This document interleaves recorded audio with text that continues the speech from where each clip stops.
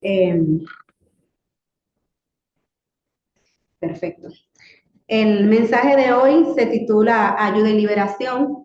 Le damos las gracias a todos los hermanos que están conectados y a los que verán el mensaje más adelante. Amén. Esperamos que el Señor les pueda edificar. Voy a leer bastante porque no quiero que ni una sola palabra de la que el Señor puso en mi corazón se quede. Ayuda y liberación. La ayuda y liberación que necesitamos, Dios siempre la va a enviar. Así como también la hará para quienes son sus siervos o incluso para quienes no les sirven, pero en ese momento se vuelven humillados al Señor de todo corazón. La liberación del que clama al Señor puede ser espiritual, física e incluso financiera, pero ¿qué pasa cuando esa ayuda y liberación para los demás está en nuestras manos? Y por cobardía, egoísmo, envidia o simplemente indiferencia decidimos mirar hacia otro lado. Mardoqueo le dijo a la reina Esther en el libro de Esther, capítulo 4, versículo 14, ayuda y liberación vendrá. Ahora voy a parafrasear un poco. Él confiaba en que su Dios no era un Dios indolente y conocía que entre los siervos del Señor siempre brillará un libertador que pueda salvar el remanente elegido por Jehová. ¿No será que para esta hora fuiste llamada? Todos enfrentamos momentos en donde alguien nos pide ayuda y liberación. A veces no queremos movernos de nuestra zona de confort y confiamos en que alguien más ayudará a esa persona, porque quizás no tenemos los recursos necesarios para socorrer su necesidad, sea tiempo, esfuerzo, dinero, y eso, amados hermanos, es fallarle a Cristo. Leamos algunos versículos en los que el Señor nos instruye en ser ayuda y liberación. Cuando nuestro hermano Denis, si quiere, lo puede poner. En Lucas 6:38, yo lo voy a leer en la NBI, Nueva Versión Internacional. Den y se les dará.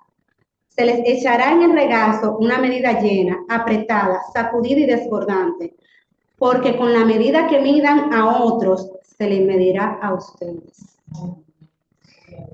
La segunda cita es en Proverbios 3:27.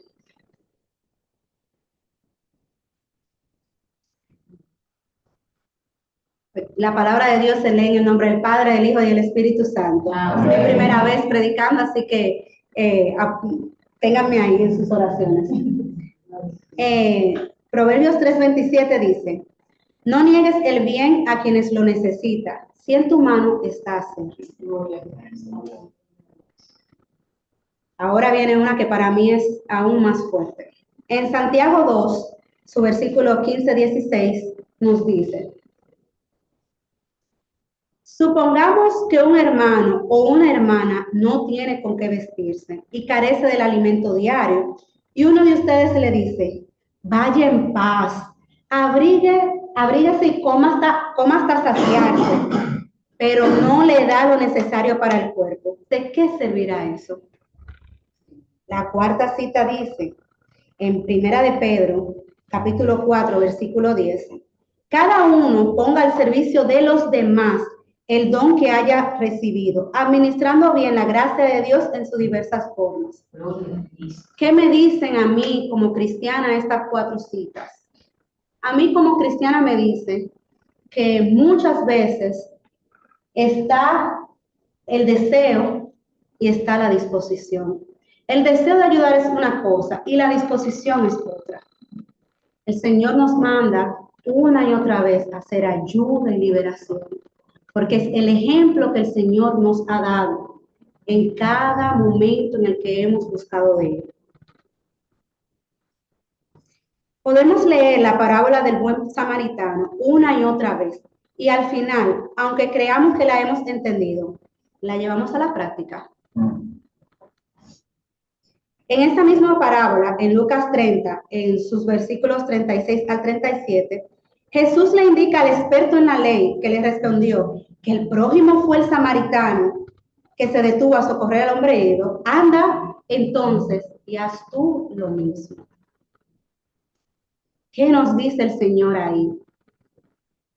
Si nosotros sabemos y vemos cuando el otro ayuda y sabemos que eso está bien, ¿por qué cuando está en nuestras manos no lo hacemos? ¿Por qué miramos hacia otro lado? ¿Por qué pensamos, bueno, ojalá alguien que sea el prójimo de esa persona le ayude? Y nosotros pasamos de largo, porque ese realmente me da pena, pero no es mi prójimo. Qué lástima su situación, pero no pertenece a mi congregación. Qué lástima, pero no es cristiano, es impío. Al samaritano no le importó ni que fuese de otra zona diferente, de otra etnia, de otro color. ¿Qué le importó? Solamente vio un hombre herido, saqueado y dejado prácticamente al borde de la muerte. Ahí Jesús nos dice que tenemos que ser como esa persona, que no le importó nada, simplemente que había alguien que necesitaba ayuda y liberación.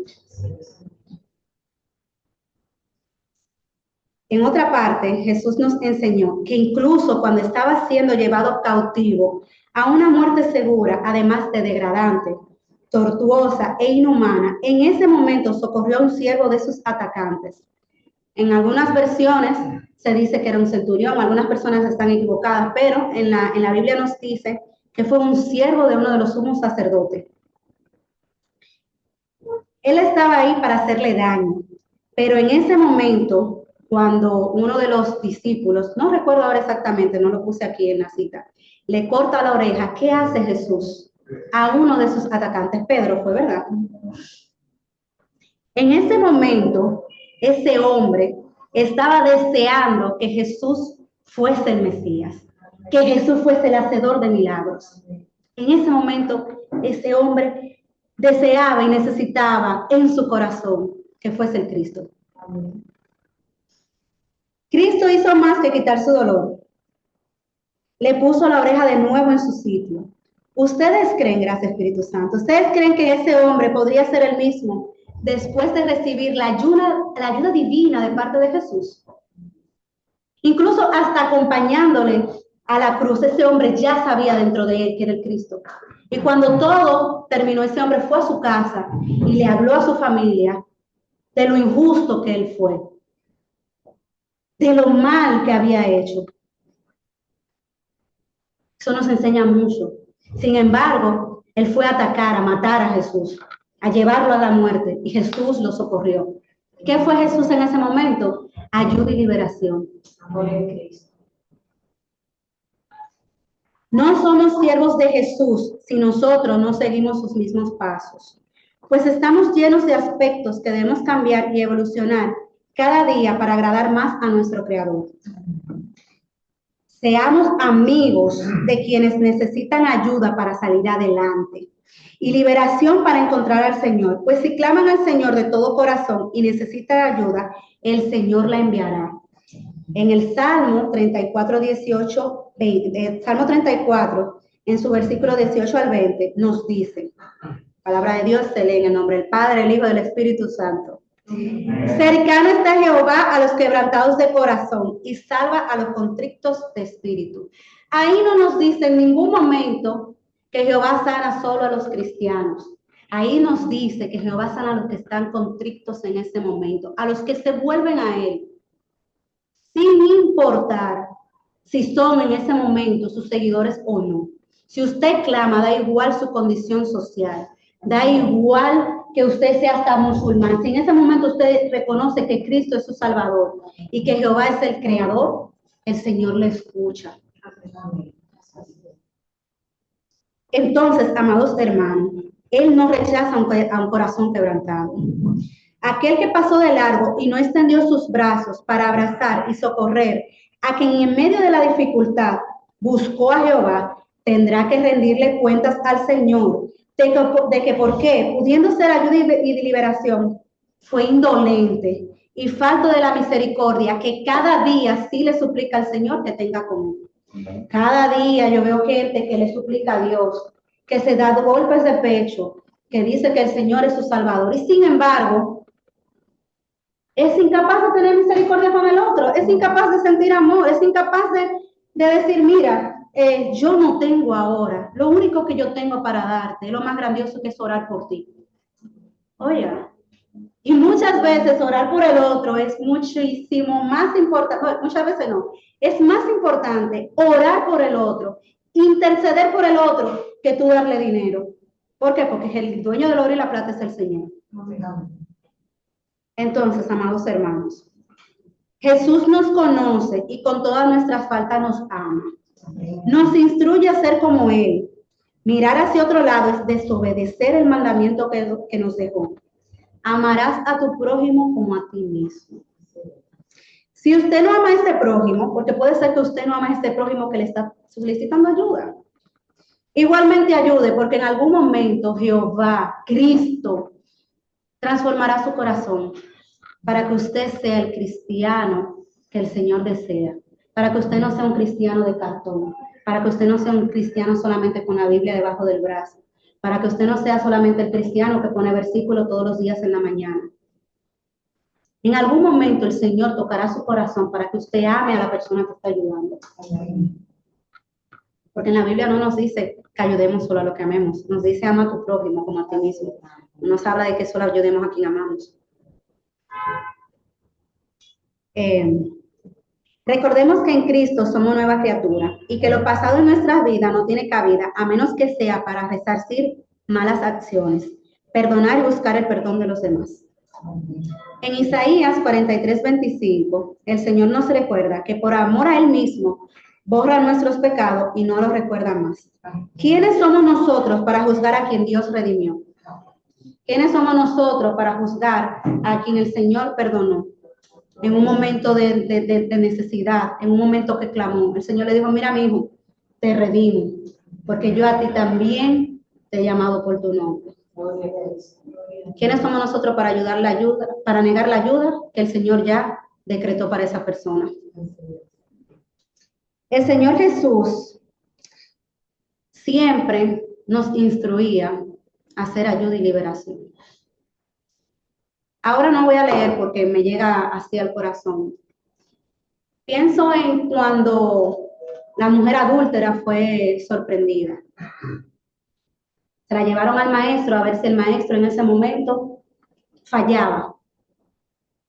El maestro, según algunos historiadores, estaba garabateando. Otros dicen que escribiendo y otros dicen que incluso estaba escribiendo una oración o clamando a través de la escritura. El Señor dejó que le hicieran todas las preguntas habidas y por haber. El Señor se levanta y con pocas palabras le dice, muy bien, está bien, vamos a lapidarla. Pero, ¿quién se atreve a tirar la primera piedra? El que esté libre de pecado, láncela. Nadie se atrevió. ¿Ustedes saben por qué, amados hermanos? Porque el pecado de esa mujer era evidente. Pero todo el que estaba ahí alrededor había pecado. Aunque fuesen pecados invisibles y no tangibles, habían pecado. Y en ese momento, todo el que estaba ahí alrededor se dio cuenta de que era igual o más pecador que la mujer adúltera. En ese momento, ¿qué fue el Señor Jesús para esa señora? Ayuda y liberación. Porque si no llega a ser por Jesús, esa mujer hubiese tenido una de las muertes más horrorosas, la lapidación. Hagamos una reflexión sobre 3 puntos. Les invito a cerrar sus ojos para que puedan conectarse con nuestro Creador. ¿Cuántas veces hemos lapidado al pecador que desea ayuda para ser perdonado?